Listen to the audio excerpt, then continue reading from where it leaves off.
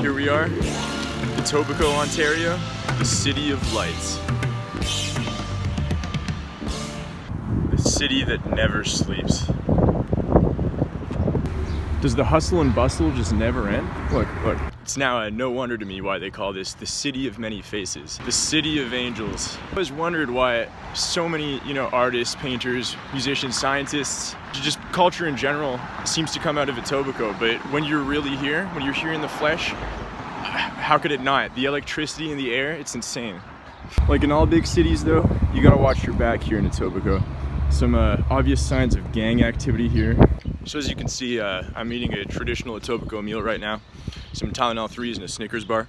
And how could I forget that they have a different alphabet here in Etobicoke. So as you can see the address, there's 52A. And then since they don't have a B in their alphabet, it's just an arrow. Yeah, I don't know, I can't pretend to be an expert on this, but Etobicoke City Hall. Obviously a ton of activity going on in there. Etobicoke City Hall. And undoubtedly right in front of it, I don't want to bother him, but there's the mayor of Etobicoke. Etobicoke City Hall, Etobicoke City Hall, Etobicoke City Hall. It seems to be lost in thought right now as well, but the mayor, Mr. Mayor of Etobicoke. The Mimico Arena, where residents of Etobicoke come to watch their traditional dog fights. Very big cultural event here in Etobicoke. Plumbing, obviously a recent addition to the city, but they have it. Of course, the world knows about Montreal corned beef, Montreal smoked meat, which is corned beef essentially. What we're lucky to have here, some Etobicoke specialties, corn and neef, and obviously who could forget Shreef. Something I find a little unsettling about Etobicoke is, obviously we've all read about the disproportionately high rate of sexual offenders, and statistically speaking even, that man, for example, is undoubtedly a sexual predator, so it's just... Etobicoke, city of dreams as it's so often called.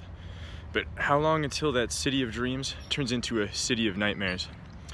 Here we are at the Humber River, the historic dividing line between Etobicoke and Toronto, and unfortunately the scene here today eerily reminiscent of certain ethnic conflicts in the Middle East, particularly the Palestinian-Israeli conflict. As you can see on what's supposed to be the Toronto side of the Humber, there are illegal settlements behind me. Just the feeling of tension here is unbelievable. I personally believe that Etobicoke should return to its pre-67 borders. I don't know. So complicated. Here I am in the High Park neighborhood of Toronto, sort of ground zero of this Toronto-Etobicoke conflict. I just wanted to illustrate the effects of this Etobicoke's expanding border. This is the true face of oppression in Toronto today. It's absolutely disgusting, the conditions these people have to live in. And here's the thing, in the media, I'm not saying I agree with when a person from High Park retaliates, for example, but this treatment they're getting in the international media, like, oh, he's from High Park, must be a terrorist. Oh, that family's from High Park, I don't want to live next to a bunch of terrorists.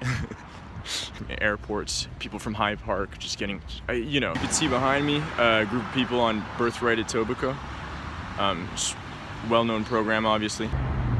Of course, the long history of segregation in the city is still alive and well.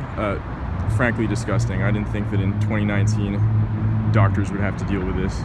Etobicoke is known for a wide variety of sports that are completely different from what we have in there.